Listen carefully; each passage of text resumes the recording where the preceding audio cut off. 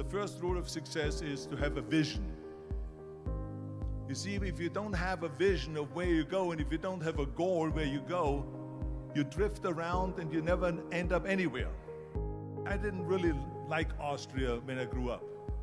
I couldn't see myself becoming a farmer, even though my parents wanted me to stay there and have a normal life. My father wanted me to become a police officer like he was. My mother wanted me just to stay there and marry a girl. But that was their vision, not mine. My vision was totally different. I felt that I was born for something special, for something unique, for something big. So I was searching. Then one day I went to school. I remember I was 11 years old. And they showed a documentary about America. That's where I want to be. But now the question was just, how do you get to America? In those days, it was a very expensive trip. It's not like today. One day after school, I walked by a store in Graz. And it was the only store that really sold kind of American stuff. So I went inside and I looked around. I saw a bodybuilding magazine that had Reg Park on the cover. Reg Park was then a 3-time Mr. Universe. And on the cover it said how Reg Park, Mr. Universe, became the Hercules star. So I bought the magazine, I took it home and I read it over and over from the front page to the back. I read that and I said to myself, wow, this is the blueprint for my life. This is exactly what I want to do. I want to become a bodybuilding champion just like Reg Park. I want to get into movies just like Reg Park. Do you know how great it felt that I knew where I was going? Imagine the majority of people don't know where they're going. When you have a goal, when you have a vision, everything becomes easy. Don't listen to the naysayers. Everything I ever did, the thing that I heard out of people's mouth was, that's impossible. That can't be done. I remember when I wanted to be a bodybuilding champion, including my parents and everyone else around me, said this is impossible. Nelson Mandela said that everything is always impossible until someone does it. When I wanted to come to America, when I wanted to go to America, they said it's impossible. There's no money that you have to fly even over there. You have no money when you go over there to live.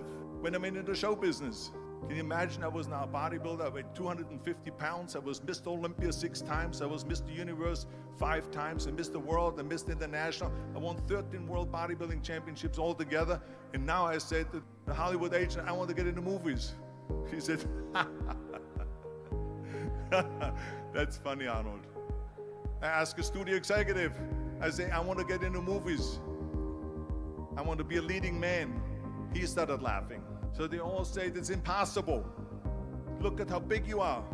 Hercules bodies and muscular bodies weighing 20 years ago. Even if you reduce all your body weight and everything and have a normal body, your accent. No one in Hollywood ever has become a leading man that had an accent. Imagine. You go from studio executive to studio executive, from agent to agent, from manager to manager, and they all said exactly the same thing. But you know something? I didn't give a shit. Because I believed that I can be a leading man. I said to myself, in bodybuilding, I worked out 5-6 hours a day. I'm gonna do the same thing now for acting. And of course, I went to college to study English, accent removal, acting classes. I worked and I worked and I worked. And then all of a sudden, I was asked by Dino De Laurentiis and by Universal Studio, biggest studio, to star in Conan the Barbarian. And after I did Conan the Barbarian, the director at the press conference said to the press, he said to the press, if we wouldn't have had Arnold, we would have had to build one. And the same thing was with Terminator. After we were finished filming Terminator, Jim Cameron said to the press, if Arnold wouldn't have had that accent and talked like a machine, I think the movie wouldn't have worked. If I would have listened to the naysayers, from bodybuilding to show business, I would not be standing here today. Work your ass off. There is no magic pill. And it drives me crazy when people say that they don't have enough time to go to the gym for 45 minutes a day and work out. Or to do something for 45 minutes to an hour a day to improve. Imagine you read 1 hour a day. how much you will learn after 365 hours. Imagine if you would work on the business, on some business that you want to develop every day for an hour.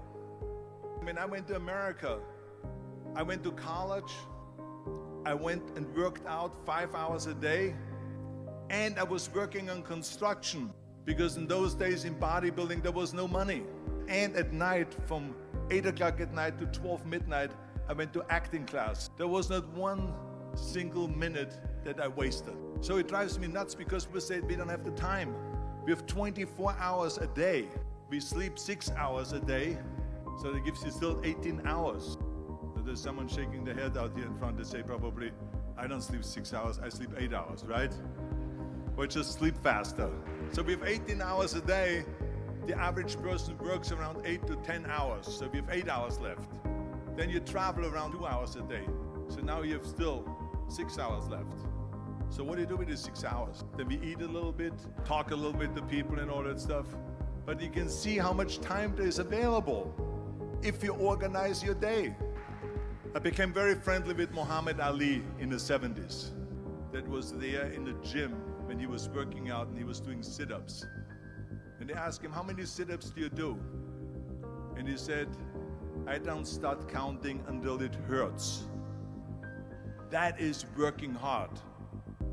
Work like hell, go to bed, and early to rise, work like hell and advertise. So you work your ass off, and then you let the world know about your work. That's what it is all about.